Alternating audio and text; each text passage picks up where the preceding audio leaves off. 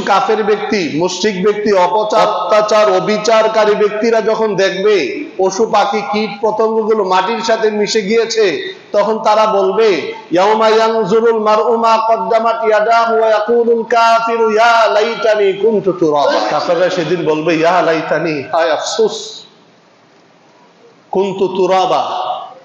এই যে বিচার হলো, মাটির সাথে মিশে যাচ্ছে, আমি যদি মাটির সাথে মিশে যাইতাম, আমি যদি মাটির সাথে মিশে যাইতে পারতাম, তাহলে আমার আর আজকের এই অধঃপতন হতো না।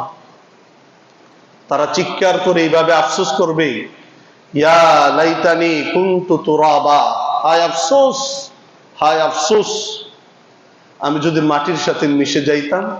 এই মুহূর্তে যদি আমার মাটির সাথে মিশে যাওয়ার একটা ব্যবস্থা হইতো, তাহলে তো আমার বিচার হতো না।